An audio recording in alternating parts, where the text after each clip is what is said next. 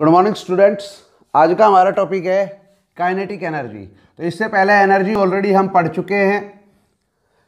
अब एनर्जी जो है वो कई प्रकार की होती है, तो उन्हीं में एक होती है काइनेटिक एनर्जी, वो हम देखेंगे। इसकी डेफिनेशन देख लेते हैं। Kinetic energy of a body is the energy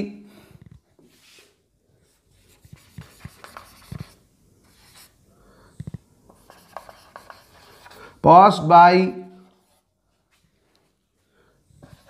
a body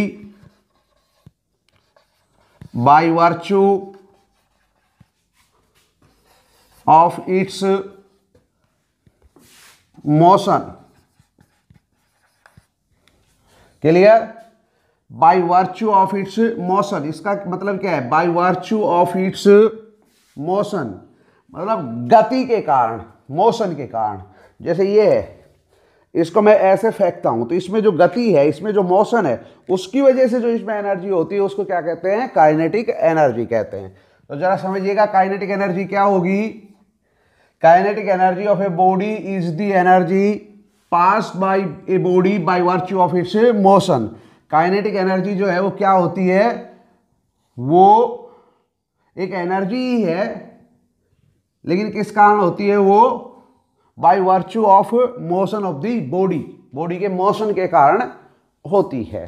formula of kinetic energy हम ये निकालेंगे। तो देखिए, काइनेटिक एनर्जी का फॉर्मूला निकालने तो हमारे पास दो तरीके होते हैं किसी बॉडी का अगर काइनेटिक एनर्जी देखने है। क्या? जैसे कोई बॉडी मोशन में है तो उसे आप रोकिए, कोई बॉडी मोशन में है उसे आप रोकिए, उसको रोकने में जो आप वर्क डन करते हैं वो क्या होता है? उसकी काइनेटिक एनर्जी। कोई बॉडी ऑलरेडी मोशन में है, ये समझिए इस चीज को, कोई बॉडी ऑलरेडी मोशन में है और उसे आप स्टॉप करिए, तो उसके रोकने में आप जो भी वर्क डन करेंगे, क्लियर, उसके रोकने के लिए जो भी आप वर्क डन करेंगे, ये वर्क डन ही क्या है? Kinetic energy. एक तरीका तो ये होता है, दूसरा तरीका भी होता है। दूसरा तरीका क्या होता है? कोई बॉडी रेस्ट में है और रेस्ट से आप उसे परजेंट वेलोसिटी तक लेके आइए। बॉडी रेस्ट में थी, मोशन में नहीं, किस में थी? रेस्ट में। और रेस्ट से आप परजेंट वेलोसिटी में लेके आइए उसको।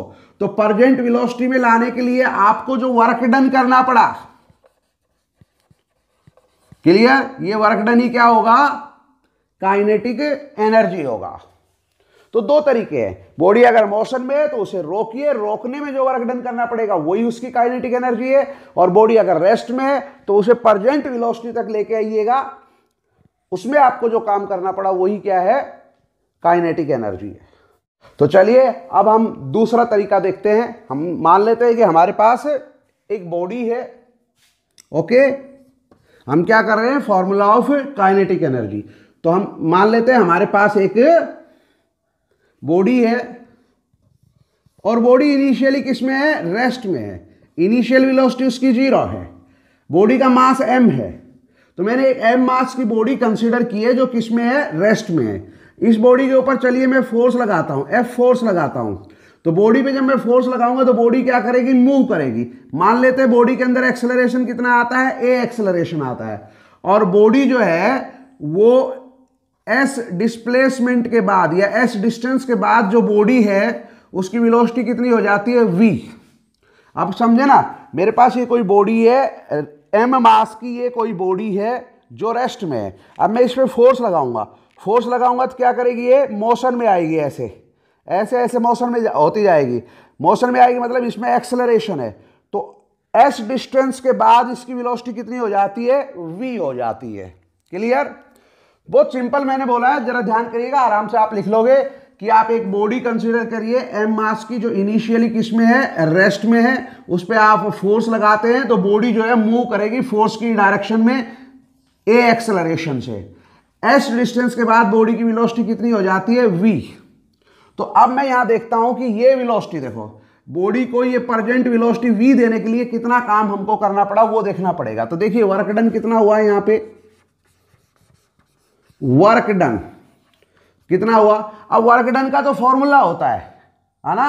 तो वर्क डन का फॉर्मूला क्या लिखोगे आप? वर्क डन का फॉर्मूला होता है W equal to F vector dot S vector. और इसको कैसे लिखोगे आप? इसका मैग्नीट्यूड डॉट है तो कोस थीटा। लेकिन यहां इस केस में थीटा कितना होगा वो भी समझे। देखिए जिधर आप फोर्स लगा रहे हो उधर ही डिस्प्लेसमेंट हो रहा है, तो थीटा कितना होगा यहां पे 0। तो इस तरीके से वर्क डन यहां पे कितना आ गया, वर्क डन आ गया Fs। क्लियर।